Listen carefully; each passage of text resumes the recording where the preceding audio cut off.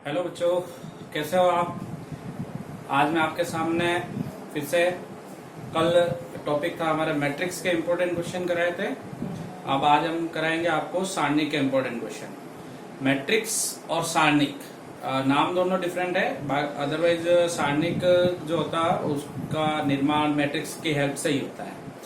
और बेसिकली ज्यादा क्वेश्चन जो होते हैं वो सारणिक वाले चैप्टर में से ज्यादा आते हैं। मैट्रिक्स, सारणिक और सारणिक अनुप्रयोग ये मिलकर एक यूनिट है और सारणिक में से क्वेश्चन ज्यादा आते हैं। तो उसमें सबसे इम्पोर्टेंट टॉपिक जो है सारणिक के अंदर वो है हमारे पास सारणिकों का गुणधर्म। और सारणिकों के गुणधर्म से रिलेटेड एक बहुत इंपॉर्टेंट क्वेश्चन मैं करा रहा हूँ। एक क्वेश्चन ये करा रहा हूँ, एक क्वेश्चन और कराएंगे।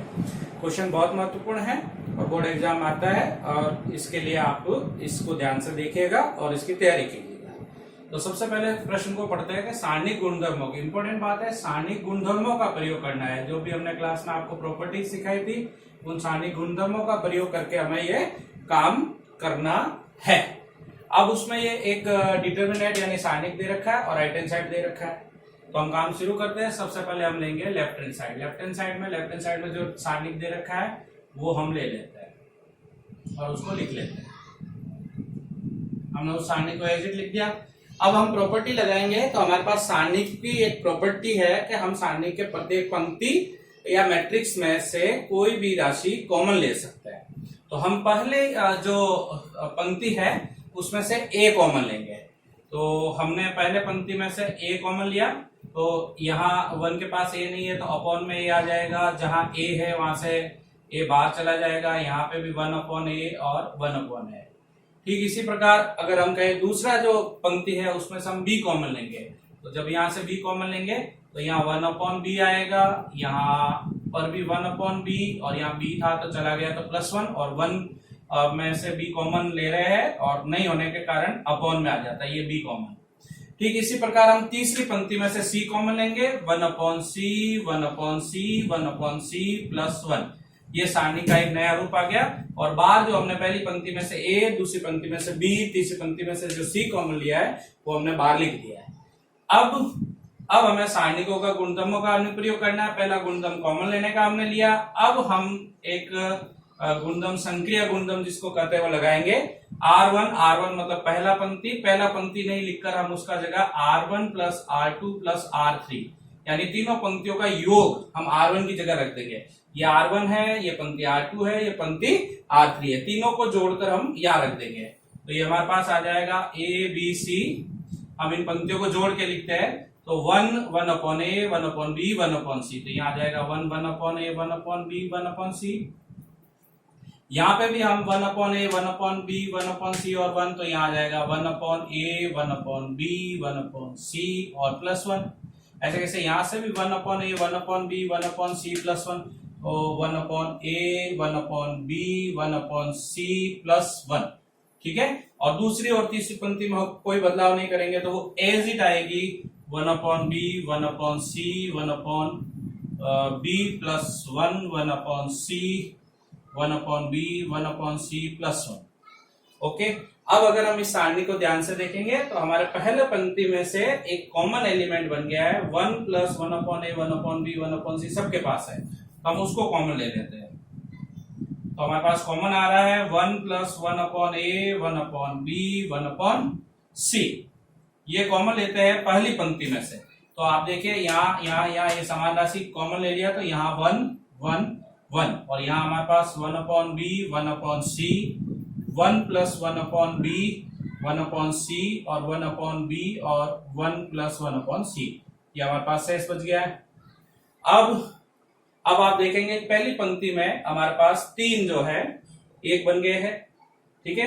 अब हम इन 3 एक में से कोई भी 2 0 बना दे तो हमारे प्रश्न सरल हो जाएगा। उसके लिए अपन इन 3 एक में से या किसी भी प्रकार से हम 2 एक पंक्ति या एक स्तंभ में 2 शून्य बनाने हैं।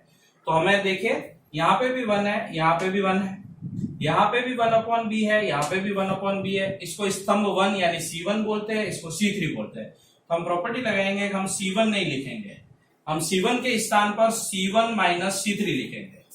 C1 के स्थान पर C1 - C3 लिखेंगे। ऐसा करने के लिए A B C बार वाला जो कॉमन चीज है वो एज इट लिखेंगे। ठीक है। अब हमें पहले स्तंभ में से तीसरा स्तंभ घटाना है, तो एक में से हमने ए घटाया 0, 1/b में से 1/b घटाया 0, 1/c में से तीसरे स्तंभ का एलिमेंट 1 + 1/c घटाया -1, और बाकी चीजें हम एज इट लिखेंगे। तो ये हमारे पास ये सारणी का रूप ऐसा हो गया। अब हम देखेंगे कि हमारे पहले स्तंभ में सारणी के दो अवयवों का मान 0 हो गया। तो अब हम क्या कहेंगे, प्रथम स्तंभ का प्रसार करने पर हम पहले स्तंभ का प्रसार कर देंगे। अब हम जब पहले स्तंभ का प्रसार करेंगे, आगे का चीज आप यहां देखिएगा, तो हमारे पास जो है A B C 1 + 1/a 1/b 1/c पहले स्तंभ का प्रसार करेंगे।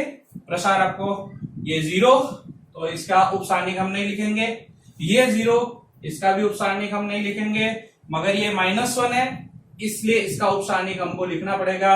-1 का उपसारणिक के लिए इसका पंक्ति और इसका स्तंभ छुपाए, ये ऐसे हम छुपा देते हैं, तो बचे हुए एलिमेंट इसके उपसारणिक कहलाते हैं। तो वो कौन है, 1 1 1 + 1/b और 1/b।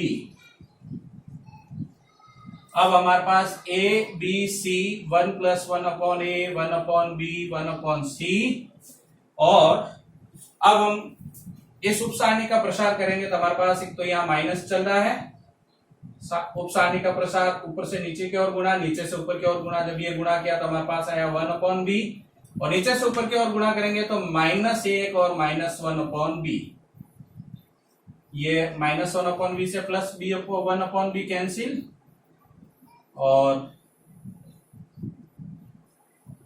-1 से -1 को गुणा किया 1, और 1 को मल्टीप्लाई करने पर ये जो प्राप्त होता है ये हमारा राइट हैंड साइड है। तो ये हमारे सारणिकों के गुणधर्म की